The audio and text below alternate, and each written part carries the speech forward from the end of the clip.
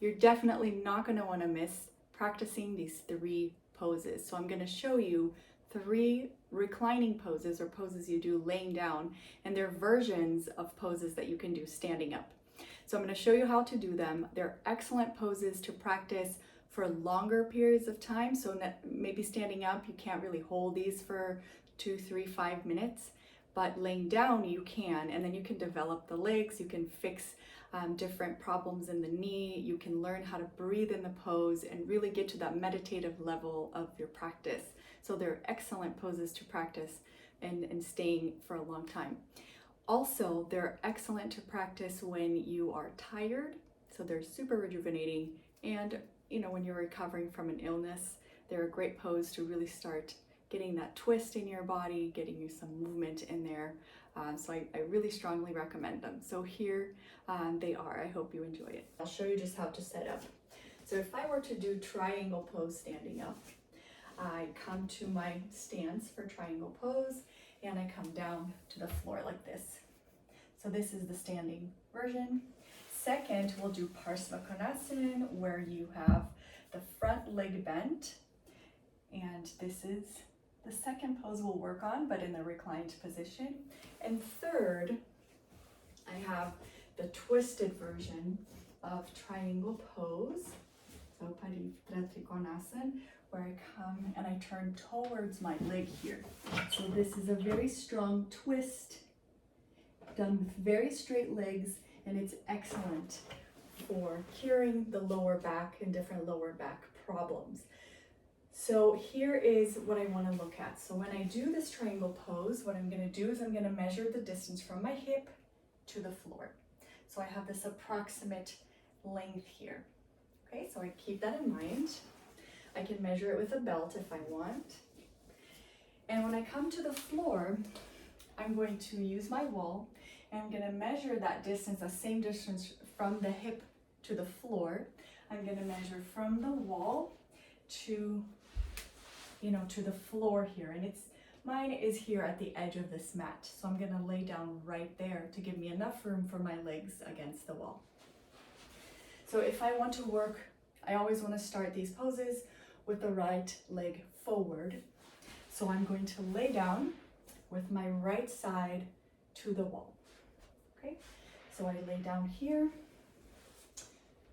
and I'm going to get my right leg.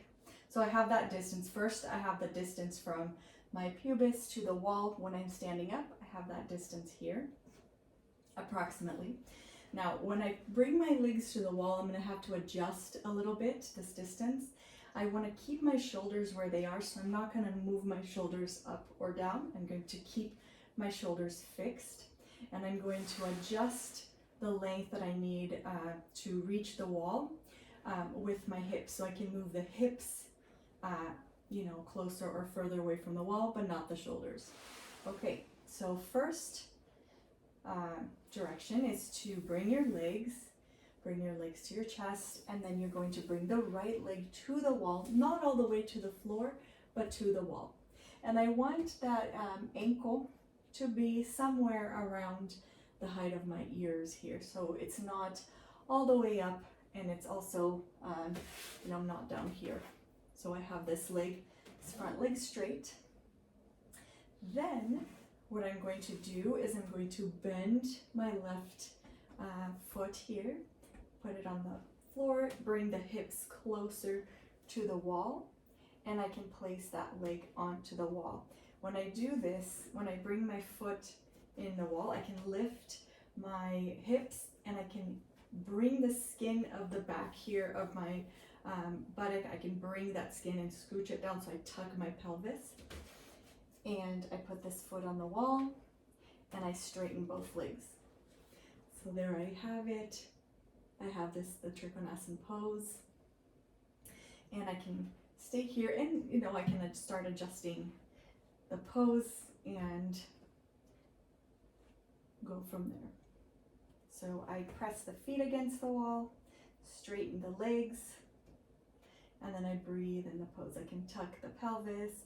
I don't want to push this hip down onto the floor. I want to maintain this space here in my sacrum. And here I can practice the pose. To come out, I go ahead and bend the legs. So bend both knees, roll away from the wall, and come up. Okay, so now we're gonna do the second version, which is the Parsvakonasana, so bent front knee. Same thing, I come over to the wall, about the same distance. I bring my right leg first, and I bring it to the wall, and I have it about at a 90-degree angle here. And I want to push my elbow onto that knee, making sure that the knee goes down towards the floor. And again, I can tuck that pelvis, use the foot to create some traction on the skin here and tuck the pelvis. Then I place my back left foot onto the wall and straighten the leg. And here I have Parsvakonasana on the wall. So we can tuck the right hip, really lengthen here through the thigh. And you can turn the head as you would if you were on the standing pose, right? So turn the head away from the wall.